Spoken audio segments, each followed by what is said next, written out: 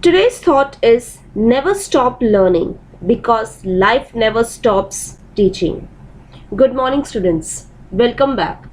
I hope all of you are safe and fit at home, studying well, and completing your work on time. This video is for the students of class 8, subject English. And today, in this video, we are going to cover one topic or chapter of our PC Wren's grammar book. This is our chapter number 13 and the name of the chapter is Active and Passive Voice. This is my lecture number 1 of the same chapter. This chapter is taken from PC Wren's grammar book. Students, we shall cover this chapter in 3 lectures. And today in this video, we are going to learn meaning and rules of active and passive voice. After then, we shall discuss the homework solution of the homework which was assigned you in lecture number 1 of chapter 34, that is writing notices. Let's see what is the meaning of voice. Voice is a term used to describe whether a verb is active or passive. Or in other words, we can say that when the subject of the verb is doing the action of the verb. For example, the dog bit the postman. The verb is said to be in the active voice. When the subject of the verb is being acted upon, for example, the postman was bitten by the dog, the verb is said to be in the passive voice. So, the voice of a verb tells us whether the subject is acting or being acted upon. Or in simple way we can say voice is that form of a verb which shows whether what is denoted by the subject does something or is something done to it. To clarify it, let's see some examples. Number 1, Rama helps Hari. Number 2, Hari is held by Rama. It will be seen that these two sentences expresses the same meaning. But in sentence 1, the form of the verb shows that the person denoted by the subject, or we can say does something. For example, Rama, the person denoted by the subject means does something. The verb helps is said to be in the active voice. In sentence 2, the form of the verb shows that something is done to the person denoted by the subject. Something is done to Hari means the person denoted by the subject. The verb is helped is said to be in the passive voice. To clarify it, let's see the meaning of active and passive voice. So first of all, let's see the meaning of active voice.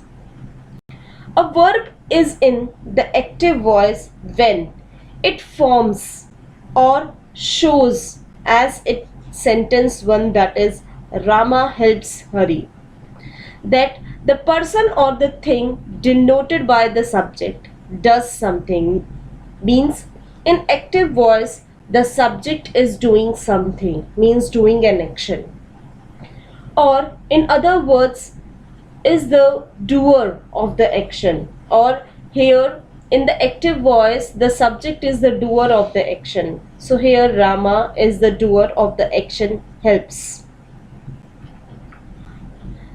The active voice is so called because the person denoted by the subject acts. So now let's see what is the meaning of passive voice. A verb is in the passive voice when it is form shows as in sentence 2, that is Hari is helped by Rama. that something is done to the person or thing denoted by the subject. The passive voice is so called because the person or thing denoted by the subject is not active but passive, that is, suffers or receives some action. So now let's see how many kinds of voice are there. Number 1, active. Number 2, passive. So there are two kinds of voice, active voice and passive voice. So now let's see what is the difference between in the meaning of active voice and passive voice. Active means what subject does. Passive means the focus is on the action. Or the meaning of active voice in simple way, we can say that a sentence has a subject that acts upon its verb. Or in simple way, the meaning of passive is a subject is a recipient of a verb's action. Recipient means who receives something. To clarify it, let's see some examples. Active voice, Ram killed Ravan. Passive voice, Ravan is killed by Ram. So as you can see in both the examples, in active voice, action is done by the subject, that is Ram. And here in the passive voice, Ram is receiving the action. So now let's see how to change active into passive voice. Active voice means to emphasize on the doer or performer, means that is subject. To clarify it, let's see an example. The dog chased the cat. So here the dog is subject, chased is verb, and the cat is an object. Subject means who does some action, and verb means an action. Object means who receives action done by the subject. So here we are emphasizing on the doer or performer, that is the dog. Passive voice means to emphasize on the result or receiver, or we can say when the subject of the verb receives the action, the verb is said to be passive voice. To clarify it, let's see an example. The cat was chased by the dog. So here the cat is subject, was chased is verb phrase, by is agent or preposition, the dog is an object. So as we can see that when we are changing active into passive voice, the first rule is the subject will become the object. The first rule is the subject will become the object and the object will become the subject in the passive voice, and the verb will change according to the tense. But you have to keep one thing in your mind: when the subject will become the object in the passive voice, so before the object in the passive voice we add the preposition by,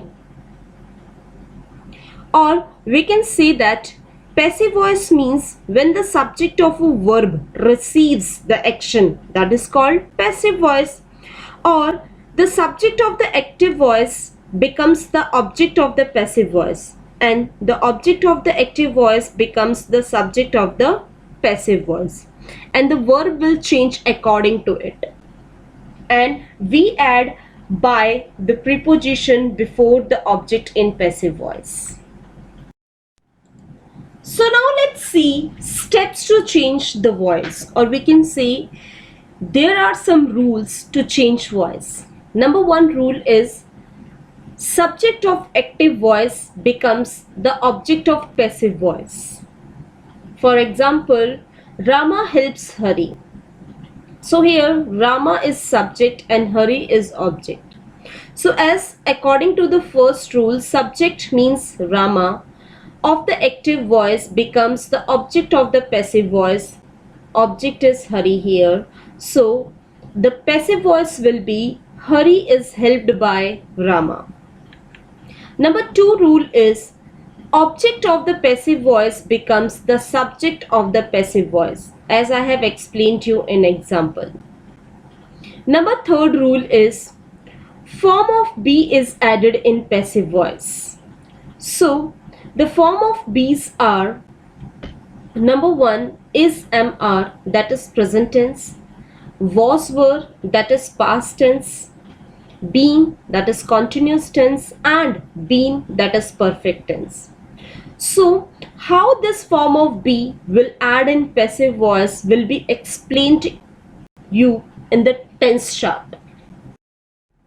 Rule number 4 is by is added before the object of the passive voice. To clarify it, let's see some example. Sita loves Savitri. So Sita is subject here, loves is verb here, and Savitri is object here.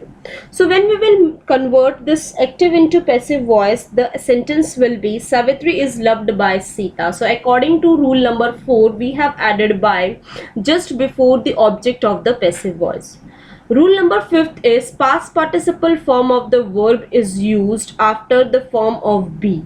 Be forms are is, am, are, was, were, being, or been.